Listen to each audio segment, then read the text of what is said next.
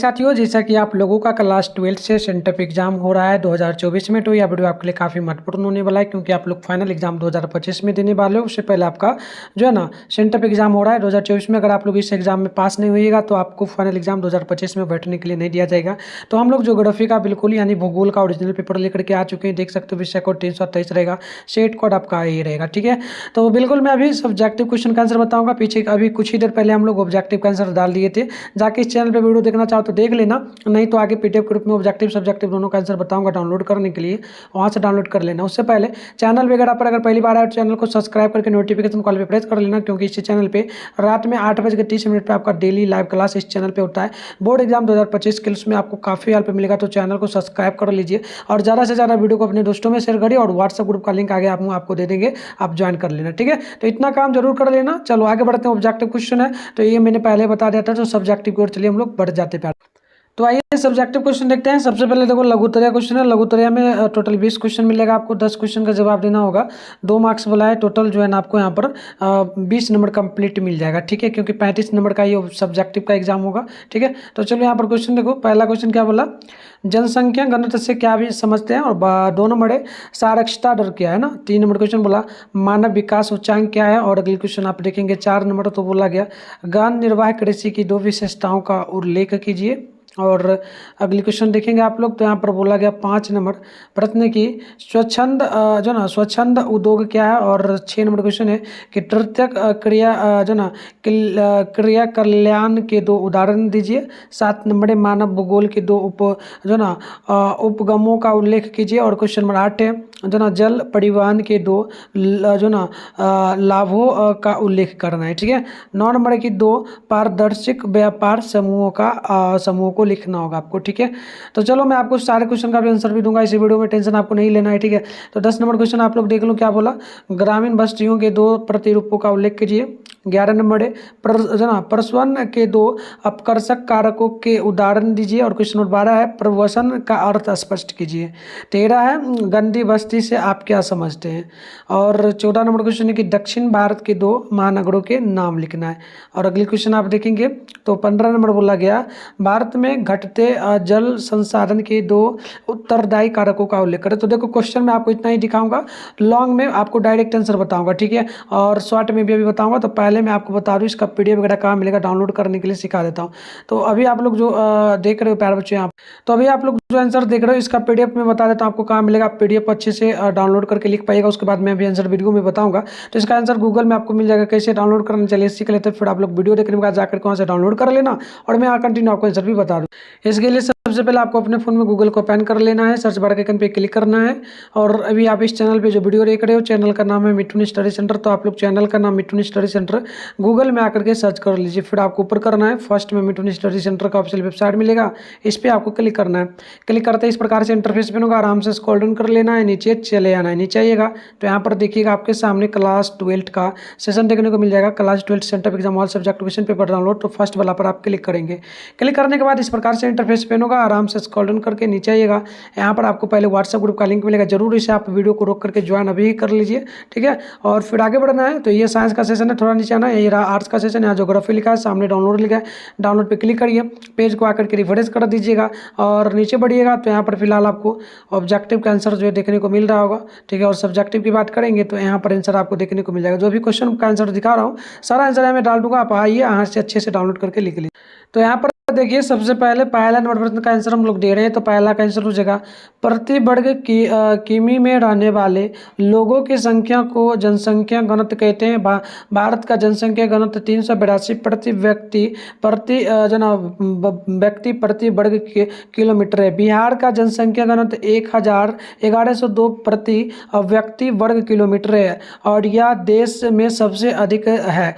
और आगे इसमें और लिखना आपको, दूसरी ओर अरुणाचल प्रदेश का जनसंख्या घनत्व सबसे कम है और यह 17 प्रति व्यक्ति वर्ग किलोमीटर में होगा। बात करेंगे हम लोग तो यहाँ पर देखना आपका 2 नंबर क्वेश्चन का आंसर होगा किसी विशेष आयु वर्ग की आबादी में से पढ़ और लिख सकने वाले लोगों का प्रतिशत साक्षरता दर कहलाता है। साक्षरता दर को आमतौर पर रोजमर्रा की जिंदगी में छोटे से कथन को समझने की क्षमता के हिसाब से मापा जाता है। तो ये आपका हो गया 2 नंबर का आंसर। अब 3 नंबर का आंसर देखेंगे हम लोग। तो आंसर होगा विकास मानव विकास सूचांक संयुक्त राष्ट्र विकास कार्यक्रम यूएनडीपी द्वारा प्रकाशित किया जाता है। यह मानव विकास का सबसे प्रसिद्ध सूचांक है। यह इस विचार पर आधारित है कि मानव विकास का मतलब है कि लोगों का जीवन लंबा और स्वस्थ हो और वे जानवर हो और उनका जो है ना वो जानकार हो और उनका जीवन स्तर अच्छा हो। तो इस प्रकार से आपका 3 का आंसर कंप्लीट होगा। 4 नंबर का आंसर हम लोग देखेंगे। तो आंसर होगा गहन निर्वाह कृषि में कृषक अपने छोटे छोटे भूखंड पर असाधारण औजारों से अधिक श्रम करके खेती करता है। इस खेती में अधिक धूप वाले दिनों से युक्त जलवायु और उर्वर मृदा वाले खेत में एक वर्ष में जो है ना प्यारे बच्चों, ठीक है, तो अधिक धूप दिनों में जो न जलवायु और उर्वर मृदा वाले खेत में एक वर्ष में अधिक फसलें उगाई जा सकती है। इसमें चावल का मुख्य फसल होती है तथा अन्य फसलों में गेहूं, मक्का, दलहन और तिलहन शामिल है। बात करते हैं 5 नंबर क्वेश्चन का आंसर। तो स्वच्छंद उद्योग व्यापार विविधता वाले स्थानों में स्थित होते हैं। यह किसी विशिष्ट कच्चे माल जिनके भाड़ में कमी हो रही है अथवा नहीं पर निर्भर करते हैं। यह उद्योग संगठक पुजरों पर निर्भर करते रहते हैं जो कहीं से भी प्राप्त किए जा सकते हैं। इसमें उत्पादन कम मात्रा में होता है। और आगे लिख दीजिएगा एवं श्रमिकों की भी कम आवश्यकता होती है। तो इस प्रकार से आंसर होगा। बात करते हैं 6 नंबर का आंसर। तो देखिएगा आंसर होगा बैंकिंग, ट्रांसपोर्ट, वित्त, दूरसंचार आदि प्रत्यक्ष क्रियाओं के उदाहरण हो जाएंगे। 7 नंबर का आंसर होगा भौगोलिक घटनाओं का वर्णन करने के लिए 2 प्रमुख उपागम है। पहला जो है ना पारदेशिक उपागम, दूसरा का क्रमबद्ध उपागम। बात करते हैं 9 नंबर क्वेश्चन का आंसर। तो पारदेशिक जो ना व्यापार समूह द्वारा की मुद्दों में भौगोलिक जो ना सामंजस्य, समरूपता और पूरकता के साथ देशों के मध्य व्यापार को बढ़ाने एवं विकासशील देशों के व्यापार पर लगे प्रतिबंध को हटाने के उद्देश्य से अस्तित्व में आए हैं। आज 120 पारदेशिक व्यापार समूह विश्व के 52% व्यापार का जनन करते हैं। तो इस प्रकार से आंसर होगा। बात करते हैं हम लोग 10 नंबर का आंसर। तो 10 का आंसर हो जाएगा रैखिक प्रतिरूप। इसमें मानव बस्तियों का निर्माण सड़कों, लेर, रैनों तथा नदियों आदि के किनारे होता है। आयताकार प्रतिरूप इनका निर्माण समतल क्षेत्रों में होता है। यहाँ सड़कें एक दूसरे को समकोण पर काटती है। वृत्ताकार प्रतिरूप इसमें किसी तालाब अथवा झील के चारों ओर बस्तियों का निर्माण होता है। तो इस प्रकार से 10 नंबर का आंसर होगा। बात करेंगे 11 का। तो 11 का आंसर होगा प्रवास के 2 अपकर्ष कारक रहे। पहला धार्मिक स्थल, दूसरा होगा रमणीय स्थान। तो इस प्रकार से आंसर होगा। आइए बात करते हैं हम लोग लॉन्ग में। तो लॉन्ग में यहाँ पर हम आंसर आपको देंगे कितना नंबर का, तो मैं आपको अच्छे से दिखा दे रहा हूँ, ठीक है ना। तो लॉन्ग का बचा तो लॉन्ग का भी आंसर दे देते हैं आपको, ठीक है। तो लॉन्ग का हम लोग आंसर देंगे। लॉन्ग की अगर बात कर लेना प्यारे बच्चों, तो लॉन्ग में हम लोग क्वेश्चन आपको नहीं दिखा पाएंगे, ठीक है। वैसे बोला भी गया होगा क्वेश्चन जनसंख्या परिवर्तन के 3 घटक लिखना था। तो देखो आंसर हो जाएगा आपका किसका, डायरेक्ट आंसर ही लिखो आप लोग। जनसंख्या परिवर्तन के 3 प्रमुख घटक, पहला जन्म दर, दूसरा मृत्यु दर, तीसरा प्रवासन। तो आपको इसमें एक्सप्लेन करना होगा। तो जनसंख्या परिवर्तन की गणना इस सूत्र से की जाती है। जनसंख्या परिवर्तन बराबर जन्म प्लस जो ना अप्रवासन माइनस मृत्यु प्लस में जो ना अप्रवास हो जाएगा। इस प्रकार से लिख लेना और आगे पॉइंट वाइज लिख देना आप लोग। जो ना जन्म दर एक जो ना साल में प्रति 1000 लोगों में पर होने वाले जीवित जन्मों की संख्या है। और अगला हो जाएगा मृत्यु दर 1 साल में प्रति 1000 लोगों पर होने वाली मौतों की संख्या है।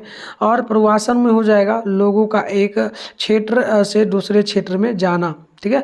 और आगे इसमें लिख सकते हो मृत्यु दर 1 साल में प्रति 1000 लोगों पर होने वाली मौत के बराबर होता है। तो देख लो थोड़ा सा इसमें और जगह प्रवासन, लोग एक क्षेत्र से दूसरे क्षेत्र में जाना है या आंतरिक या अंतर्राष्ट्रीय हो सकता है।